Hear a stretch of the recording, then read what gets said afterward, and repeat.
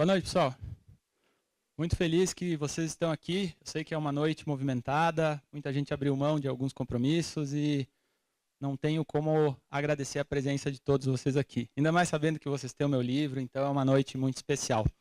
Eu prometo ser breve e ir direto ao ponto, e eu acho que esse recado sobre felicidade, ele mudou muito o meu jeito de ver o mundo, de ver as coisas.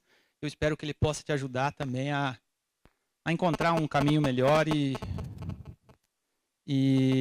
perceber que é mais fácil ser feliz do que a gente pensa. Certo? Ao final eu sento ali para assinar o livro de quem quiser e quem quiser conversar, fica aí. Eu só não vou me estender e abrir para perguntas, porque a gente sabe que hoje é um dia que não dá para a gente ir muito longe. Vamos lá. Falar um pouquinho sobre essa história de interpretação de como as coisas acontecem, que ela vai introduzir a ideia de felicidade como um hábito. Faz 100 anos que aconteceu a Primeira Guerra Mundial, foi entre 1914 e 1918.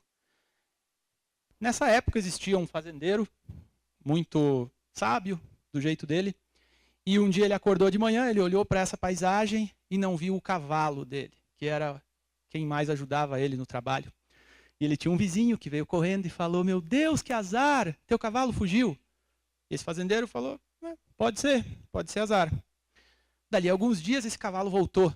Ele tinha se encontrado com outros que estavam perdidos da guerra, uns cavalos meio selvagens, e esse vizinho voltou correndo: "Meu Deus, que sorte, o teu cavalo fez amizade com outros cavalos e agora tu tem vários, vai poder domar." E o fazendeiro falou: pode ser sorte." E esse fazendeiro tinha um filho jovem que ajudava ele em todas as tarefas da fazenda. E num dia, domando um desses cavalos, um cavalo derrubou e pisou no braço dele. Quebrou, fratura exposta, horrível. E aí veio o vizinho correndo de novo: "Meu Deus, que tragédia! O cavalo que veio, que ajudar, pisou." E aí o fazendeiro falou: pode ser uma tragédia." Alguns dias depois, o exército estava passando recrutando soldados para a guerra. E eles entraram na casa do fazendeiro e viram o estado do rapaz com um braço inutilizado e falaram: "Não, ele não vai ser útil na guerra. Não, está liberado, está dispensado." Aí o vizinho veio correndo: "Meu Deus, que sorte! Por causa daquele incidente, não vai para a guerra." E o fazendeiro disse: pode ser." Essa história não termina, né, pessoal? Eu podia continuar dando exemplos de como as pessoas interpretam os fatos que acontecem. Essa introdução é para trazer um dado que a ciência tem falado bastante sobre isso ultimamente. Os estudos apontam que algo próximo de 10% da nossa felicidade vem de fatores externos, vem de situações que a gente não controla, situações inesperadas. Já os outros 90% vem da forma que a gente interpreta o mundo, da forma que a gente encara e vê as situações. Seria algo assim: de cada 10 fatos diários que acontecem na tua vida, um deles realmente você não tem muito controle. Os outros 9 dependem do teu ponto de vista. Eu quero fazer um teste com vocês para ver como é que está o teu ponto de vista em relação à interpretação ao mundo e às coisas. Imagina que você foi ao banco, e nesse momento que você estava no banco, um ladrão invadiu, rendeu todo mundo, e na fuga ele disparou um tiro, e esse tiro acertou o teu braço. Só um tiro. Acertou o teu braço, os bombeiros te pegaram, te levaram para o regional, tu ficou uns dias lá internado, mas tudo bem. Se recuperou, não foi nada grave. Minha pergunta: isso foi sorte ou foi azar? Nesse momento eu não vou poder interagir porque o nosso tempo está correndo, mas eu tenho feito esse teste em vários locais onde eu faço treinamento, aula. Eu ando impressionado com a quantidade de gente que fala: depende. Às vezes, dependendo do humor da pessoa, também ela pode interpretar a situação. Se você acha que é azar, você vai dizer: bem eu, né? Sempre o azarado. Na hora que eu estava no banco, exatamente, tinha 50 pessoas, adivinha em quem que o tiro pegou? Em mim. Né? Ou, talvez você pode interpretar o mesmo fato, dizendo: que sorte, né? Podia ter machucado alguém, podia ter acertado uma criança, ninguém se machucou, deu tudo certo. Vocês percebem, pessoal, que os fatos são os mesmos para todo mundo. Né? Quando você analisa pessoas felizes e pessoas infelizes, varia muito pouco as coisas que aconteceram na vida de cada um. Os fatos são bem semelhantes. Só que um grupo interpreta de uma forma e outro grupo interpreta de outra forma. Aí a minha pergunta é, qual dos dois tipos você é? E o que eu mais gosto de falar sobre esse tema, estudar esse tema, é que a ciência trouxe uma revolução para esse campo que, quando eu descobri isso, eu fiquei chocado. Mudou muito meu jeito de pensar, meu jeito de trabalhar e meu jeito de interpretar os fatos. A ideia é que você escolhe qual dos dois você quer ser. Então não tem isso de você falar, eu nasci pessimista e sou assim. Eu nasci azarado, eu nasci com sorte. Isso depende do teu ponto de vista e depende de algumas práticas, e por isso que eu falo que a felicidade é um hábito, depende de algumas práticas para você poder moldar a tua forma de ser. Certo? Tranquilo até aqui? Aí eu tenho uma outra dúvida. Será que para felicidade acontecer ou aparecer, a gente precisa primeiro conquistar tudo que a gente quer? Eu não sei o que é sucesso para você, varia muito, né, entre nós, qual é a noção de sucesso de cada um. Mas eu cresci acreditando que, e acredito que todos nós crescemos assim, acreditando que um dia a gente ia trabalhar muito, algumas coisas iam acontecer e a felicidade ia aparecer. Então, por exemplo, pode ser uma definição de sucesso. Para ser feliz, primeiro eu tenho que encontrar alguém. Depois eu tenho que ter filhos. Aí tem que ter aquela casa dos meus sonhos, do jeito que eu quero. Carro. Aí vai precisar de dinheiro para isso. Quando tudo isso acontecer, os astros se alinharem, aí sim a felicidade vai aparecer. Será que é assim que funciona? A minha tese hoje, que eu queria compartilhar com vocês, é que a gente está procurando a felicidade no lugar errado. Se a felicidade depende da forma que a gente interpreta o mundo, será que adianta ter todas essas coisas ou ficar uma vida inteira buscando essas coisas, esperando que a felicidade aconteça, e quando na verdade a felicidade está dentro e não está fora, não está em questões que a gente tanto procura. E é um baque, né? É um choque se você parar para pensar. E eu não estou aqui como um palestrante motivacional para animar o teu final de ano. Espero que sim, mas eu estou trazendo ciência, estudos, dados. Por isso que esse é um tema que é muito caro para mim, sabe? Que eu gosto muito, porque ele mostra que a gente andou procurando a felicidade no lugar errado o tempo inteiro. Ela está muito mais próxima, muito mais possível. A ciência tem mostrado que a felicidade está no caminho e não no destino. Certo? Só que tem um problema. Existe uma pedra bem grande no caminho da felicidade. E eu acho que tu não consegue remover essa pedra. Tu pode passar por cima dela, pelo lado, mas tirar é difícil. Essa pedra se chama medo. Então, esse medo ele vem de diversas formas. Só que hoje em dia, a gente sente medo de situações que não representam perigo. Medo de subir aqui e falar em público. Também sinto, todos nós sentimos. A diferença é a forma que você vai encarar. Você foge ou você vai e tenta ver o que acontece. Medo de abordar uma pessoa para ter uma conversa necessária. Medo de, enfim, diversas situações. A questão também se relaciona com um fato biológico, um fato nosso que está no nosso DNA.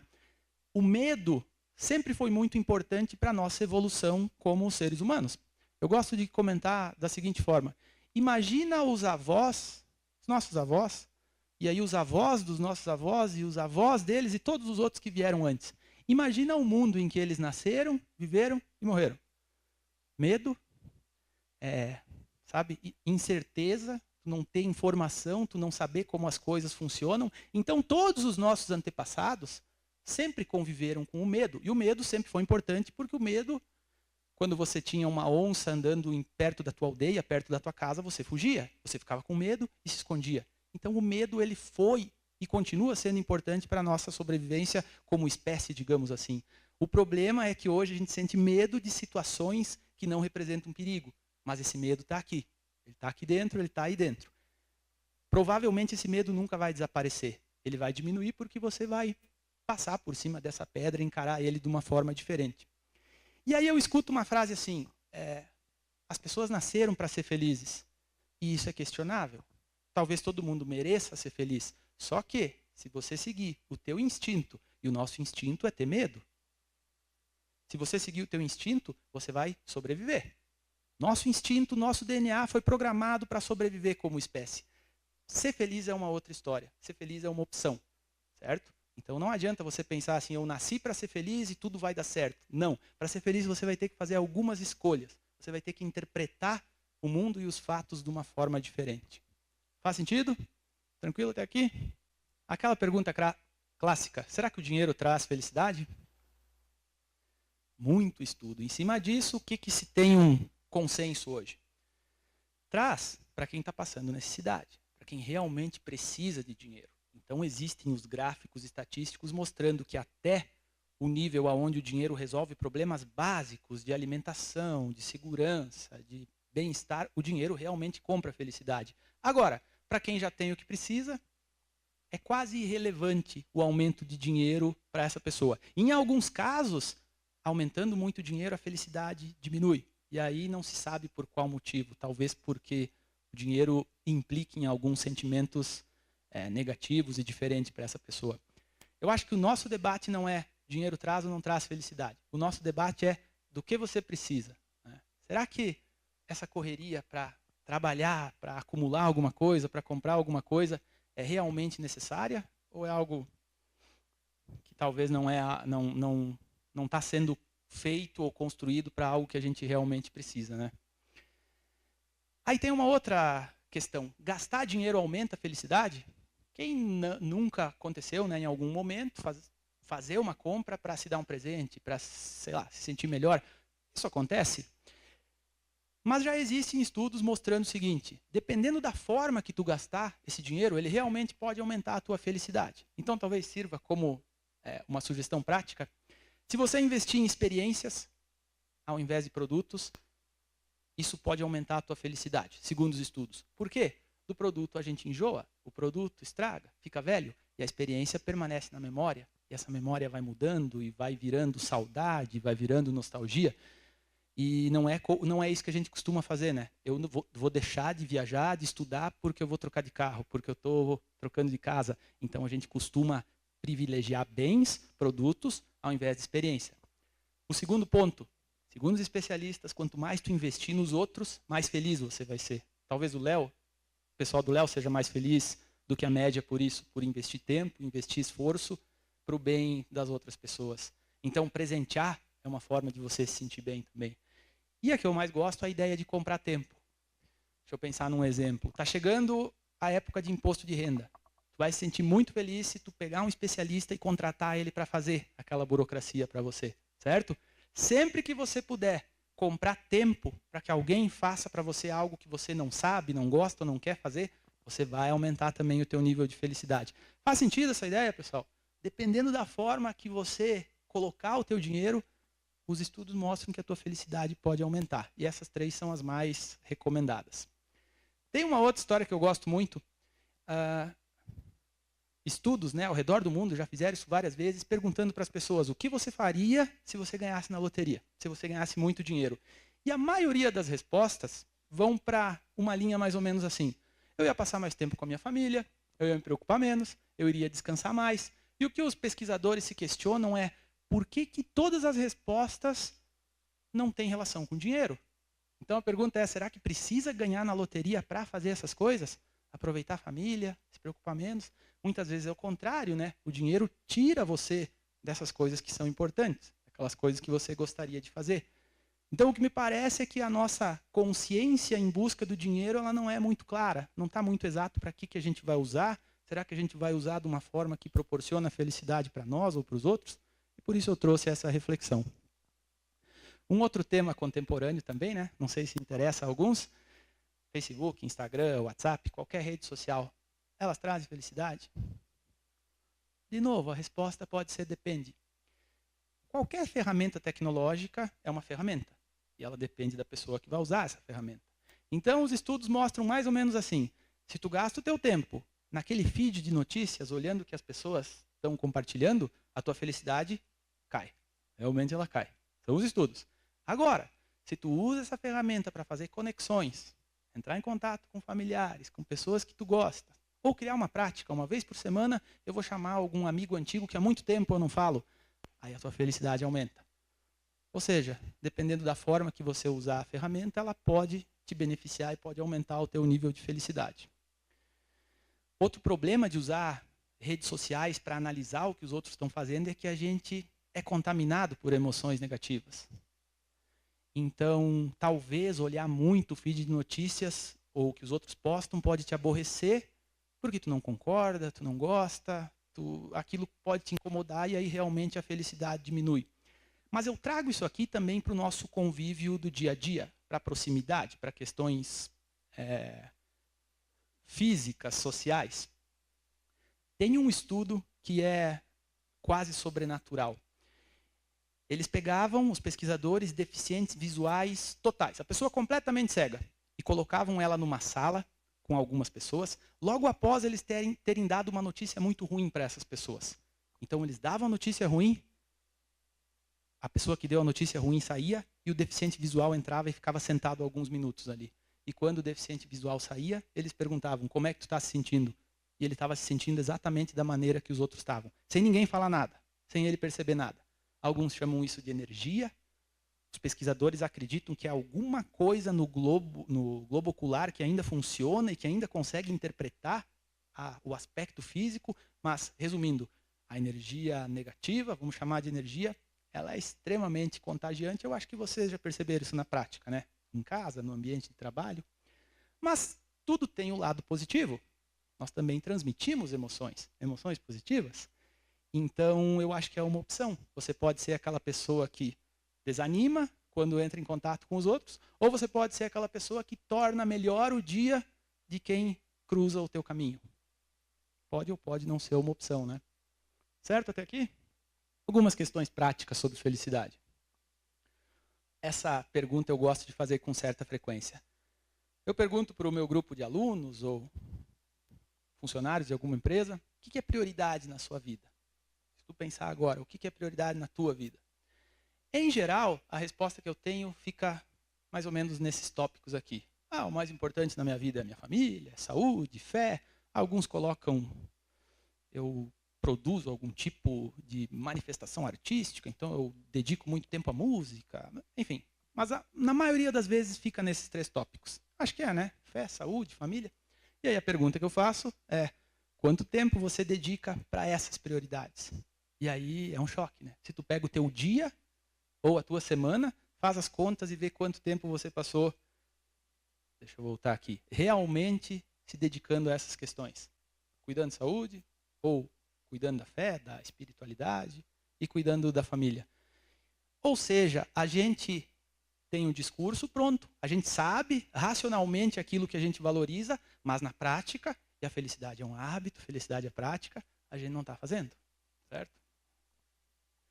Algo que a ciência afirma e que a gente sabe, que é óbvio, né? Melhores relações trazem mais felicidade. Mas aqui eu posso até, ou você pode dizer assim, Lucas, mas tem uma contradição no teu discurso. Porque antes você falou que 90% da felicidade aproximadamente é interna, é a forma que a gente interpreta as coisas. Então como que melhores relações também podem trazer mais felicidade? A questão aqui é que uma relação melhor, na maioria das vezes, também é a forma que você interpreta aquela pessoa, né? Então você já deve conhecer alguém que troca de emprego com muita frequência e a desculpa dela é, aquela empresa não é boa, essa outra que eu fui também não é boa, aquela ali também não é boa. Será que o problema é a empresa, o local de trabalho, as pessoas que estavam lá, ou a forma que ela está interagindo, que ela está interpretando, certo? Então, quando você consegue criar melhores relações, automaticamente, os estudos mostram a felicidade aumenta. Em alguns momentos, talvez você tenha que cortar algumas pessoas com quem você convive muito tempo. Quem sabe você perceba essa relação sendo tóxica, muita negatividade, muito pessimismo, e aí talvez não cortar, mas se afastar um pouco, isso também pode te ajudar. Mas o que se mostra com certa frequência é que quando a gente muda a nossa forma de interpretar os outros, a nossa felicidade pode aumentar. Tendo empatia, sabendo que essa pessoa pode estar passando por um momento difícil, e aí fica mais fácil se relacionar com os outros, né? Eu ouvi muita gente falar, Lucas, eu não vou poder ir na tua palestra porque não tem tempo. Correria, não tem tempo para nada. O que é curioso é como, todos temos, né, o mesmo número de horas no dia, como que algumas pessoas conseguem fazer tanta coisa, conseguem dar conta de tanta coisa, e outras não conseguem. Será que o problema é que essa pessoa é realmente tão importante, super atarefada e não tem tempo para você? Na maior parte do tempo, o problema é Organização é planejamento. Os estudos mostram isso, né? Em geral, aquela pessoa que fala que é muito ocupada e não tem tempo para nada, está faltando um pouquinho de organização na vida dela. E aí vem a parte mais legal, pessoal. A ciência tem mostrado que organização traz felicidade. E esse é um recado doloroso para pessoas como eu, que nunca tive muita afinidade com organização. Mas quando você começa a se organizar um pouquinho, planejar um pouquinho, é impressionante como a tua alegria aumenta, né? Então, é um caminho aí que a ciência aponta, um pouquinho de organização traz felicidade também. Em geral, um outro problema que impacta essa questão de felicidade é que a gente fica muito tempo no passado, dentro da nossa cabeça, né? Ou no passado ou no futuro. Então, se tu está pensando no passado, tu está com lembranças, remorsos, arrependimentos, sabe? Antes de dormir, quando tu começa a lembrar algumas coisas, às vezes durante o dia. E se a gente parar para pensar, dá para fazer uma média aqui, a maior parte das pessoas costuma estar no futuro. E aí a expectativa, a ansiedade, medos. E no hoje, no agora, a gente não costuma passar muito tempo, né? Então, é bom um momento como esse, onde eu vejo que as pessoas estão no presente. Estão me olhando, estão prestando atenção no que eu estou falando, estão fazendo conexões com a própria vida, mas tu concorda que esses momentos são raros hoje em dia, né? Em geral, a gente está lá na frente, imaginando o que vai acontecer, imaginando como vai ser, e isso é tóxico para a felicidade, porque tu nunca consegue parar e aproveitar o momento, certo? A ciência, de novo, aponta um caminho extremamente simples para você. A melhor forma de aproveitar o momento, ser feliz no presente, é praticando gratidão. Vamos ser honesto e sincero. Eu não sei quem mais aqui como eu há uns 3 anos atrás, eu vi o pessoal que fez coaching colocar a hashtag gratidão. Já viram isso, né? Bota as mãozinhas. Eu pensava assim, olha essa moda, todo mundo escrevendo a mesma coisa.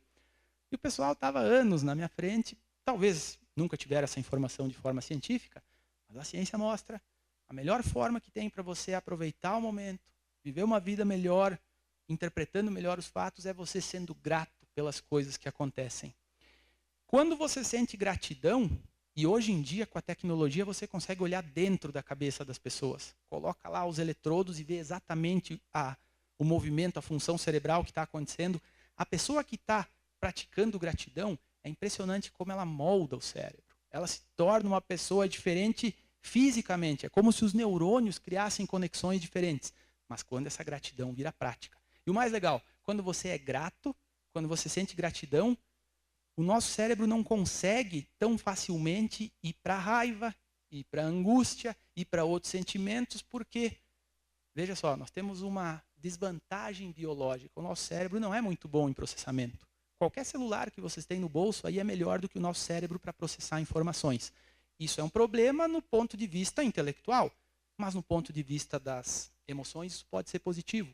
Porque se tu usar esse processamento não muito poderoso do teu cérebro para focar na gratidão, automaticamente ele não consegue focar em outras coisas, certo? Então, por isso que essa prática de ser grato às pequenas coisas, ela é muito positiva e traz resultados muito bons. E eu vou compartilhar com vocês 2 práticas que funcionam muito bem nesse sentido. Uma delas, extremamente simples, é no final do dia, pode ser hoje, antes de você ir dormir, ou amanhã cedo, você anotar 3 coisas boas que aconteceram no dia anterior, ou no dia que se passou. É simples, mas funciona. E tem uma explicação biológica para isso também. Quando você anota as coisas positivas que aconteceram, não sei se alguém aqui já fez isso, vai poder me confirmar. Você começa a orientar o foco do teu cérebro para coisas positivas. Então, situações que passariam despercebidas, quando o teu cérebro, tua mente está treinada para identificar, essas situações elas não passam mais despercebidas. E ao longo do dia você fica tentando encontrar coisas boas. Então, algo que você veria como negativo ou algo que passaria despercebido, você percebe, você nota.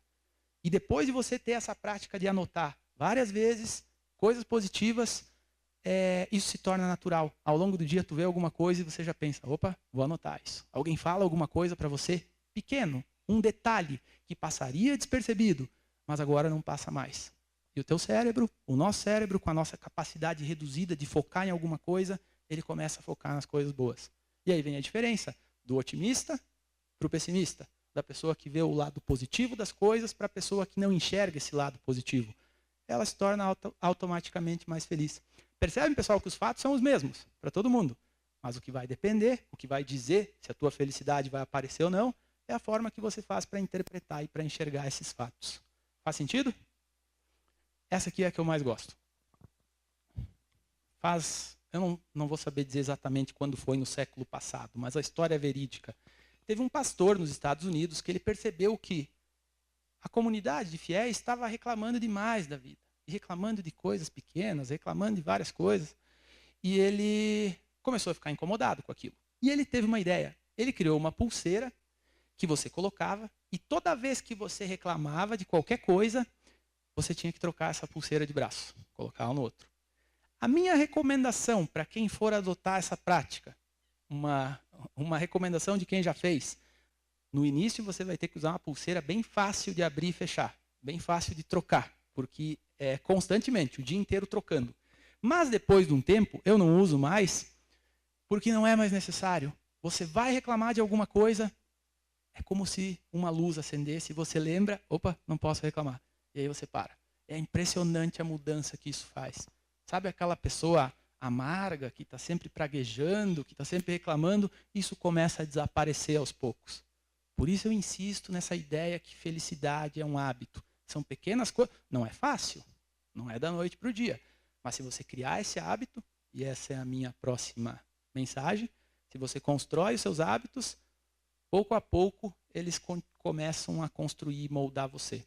A ideia da pulseira é durante 20 dias. 20 dias sem reclamar. 20 dias ela só num braço. Depois que tu fizer isso, pode tirar e você não vai mais precisar dela. Certo? Há alguns dias, em Florianópolis, conversando com um taxista, ele era do Rio de Janeiro. E aí eu falei, não, minha família é do Oeste, São Miguel. Ele falou, é perto de Palmitos? Eu falei, é. Conhece Palmitos? Ah, conheço, de passagem. A família da minha sogra, da minha esposa é de lá. Meu sogro, minha sogra.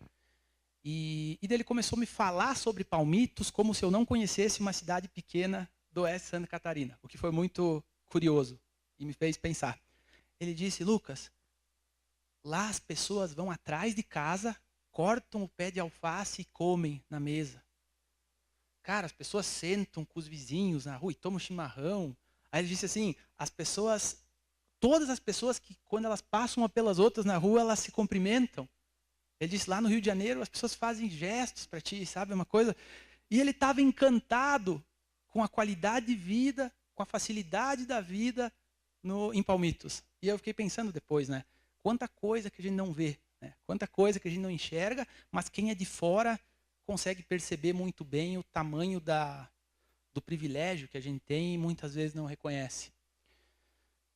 Eu estava em Saudades ontem trabalhando eu trabalho com algumas cooperativas, eu estava lá com o pessoal da Seraçá e tem um senhor da Alemanha, ele e a esposa, que estão passeando na casa do presidente da cooperativa. E aí perguntaram para ele, o que tu mais gostou no Brasil até agora? Aí ele falou, o que eu mais gostei é que aqui eu ando de bermuda e chinelo. Olha só, né? Coisas que para nós, até às vezes é um sinal de pobreza, né? Tá, esse chinelo, para ele aquilo estava encantando ele, rodando a cidade de bermuda e chinelo. E quando eu olho para fora, eu vejo um monte de árvore, tudo verde, não tem explicação, ele falou. Isso não tem aonde eu moro.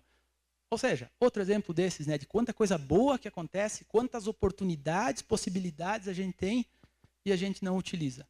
E essa é a ideia de gratidão, talvez, né, de praticar a gratidão tentando perceber essas situações. Reforçando a minha ideia, a minha tese é que a felicidade, na maioria das vezes, ela vai ser uma opção para você. E aí a minha dúvida e o meu convite hoje é para que você escolha a melhor opção. Não é fácil, não é simples, não é toda vez que você vai conseguir, mas esse é o caminho, né? De novo, insisto, a gente está procurando felicidade no lugar errado. Não é fora, não é um dia eu vou ter tal coisa, eu vou conquistar tal coisa, eu vou ter o emprego que eu quero. Aí a felicidade vai aparecer. Pega todos os estudos sobre felicidade, todos eles vão falar para ti. Não é assim que acontece. Tu vai ter que encontrar a felicidade agora, durante o caminho que você está fazendo, porque se você chegar lá um dia e você não tiver desenvolvido essa habilidade de ser feliz, não é lá que ela vai acontecer. Você vai talvez ficar mais infeliz porque tu vai ficar frustrado. Tu vai olhar e vai dizer, pá, eu tenho tudo o que eu queria e a felicidade não chegou. Para a ciência isso é óbvio, porque não é assim que ela acontece. De novo, felicidade é a forma que a gente interpreta o mundo. Eu vou resumir aqui num slide o que eu considero lições de hoje. Não são lições que eu trago para vocês para ensinar. São lições que eu aprendi nos últimos anos estudando isso. E até para esclarecer, pessoal, me perguntaram, né, Lucas, você sempre falou de marketing, gestão, inovação, agora virou palestrante motivacional, falar sobre felicidade. Foi meio por acaso que eu caí nesse caminho. Eu comecei estudando comportamento do consumidor, que é uma questão bem de marketing, como entender as pessoas para vender mais para elas. Olha como eu cheguei no caminho da felicidade. Aí depois eu estudei neurolinguística, aí fiquei curioso com como funciona a neurociência, tudo curiosidade. Aí no mestrado a gente estudou muito aprendizagem, como as pessoas aprendem, como as pessoas mudam, e fui caindo automaticamente nesse caminho. E me surpreendeu como, né, voltando à ideia anterior, como a gente desde pequeno acredita que felicidade é algo que vai aparecer um dia, né? Eu falando isso há alguns dias, um aluno meu me disse, Lucas, a minha mãe fala que ela vai ser feliz o dia que ela se aposentar. É bem esse o nosso equívoco, é bem esse o mito, né? Imaginando que vão acabar os meus problemas aqui, aí eu vou chegar ali e a felicidade vai aparecer, né? Então, não é assim que funciona. Esclarecido ao porquê que eu caí nesse tema de felicidade, vou resumir as práticas que eu comentei hoje. E destaco essa palavra práticas. Quais são as práticas da felicidade? Primeira, ver o lado positivo das coisas. Mas isso não é algo que você vai poder dizer, a partir de hoje eu vou ver o lado positivo. Não, você vai ter que praticar isso. Com pequenas atividades, como aquela de anotar as coisas boas, usar uma pulseira para não reclamar, que é o que vem no terceiro tópico, você consiga praticar a ideia de felicidade. Praticar a gratidão, que também pode ser anotando as coisas boas que aconteceram no dia. Não precisa ser nada grandioso, pode ser algo pequeno. A ideia aqui é quase que enganar o teu cérebro. É ficar falando para ele, ó, isso aqui foi muito bom, anotar. Isso aqui foi sensacional, anota. E ele começa a, sabe, criar essa prática de enxergar coisas boas onde os outros não enxergam. E também a ideia de cultivar as boas relações, né? Cultivar boas relações, às vezes, pode ser o caso de você cortar algumas pessoas que te fazem mal. Pode ser. Mas, na maioria das vezes, não é esse o problema. O problema é como a gente está interpretando essas pessoas. Todo mundo carrega um peso, talvez mais pesado que o seu. Todos. Todos temos as nossas frustrações, os nossos medos, as nossas angústias. Só o fato de você saber isso já te ajuda a tentar entender as outras pessoas e ter mais empatia em todas as relações que você tiver, certo? Relações de amizade, relacionamentos como casamento, família, todas entram nessa história aqui, né? As pessoas que você convive. E como isso é uma prática, tem que ser todos os dias, né? Não pode ser algo dessa semana, algo eventual. Como todo hábito, né, pessoal? Já que eu chamo esse recado de o hábito da felicidade, é algo que precisa ser diário. Eu não tenho sei lá, eu fiquei pensando muito nesse encerramento. Eu não tenho uma mensagem bonita, eu não tenho respostas. Essas respostas eu estou buscando também. Mas eu tenho uma pergunta que eu gostaria que você levasse embora daqui hoje, que é essa aqui. Então, para mim e para o que a ciência tem mostrado ultimamente, felicidade é a forma que a gente vai decidir. Isso é uma opção. Qual vai ser a tua opção? Como que tu vai interpretar a tua vida de hoje em diante? É isso, pessoal. Muito obrigado.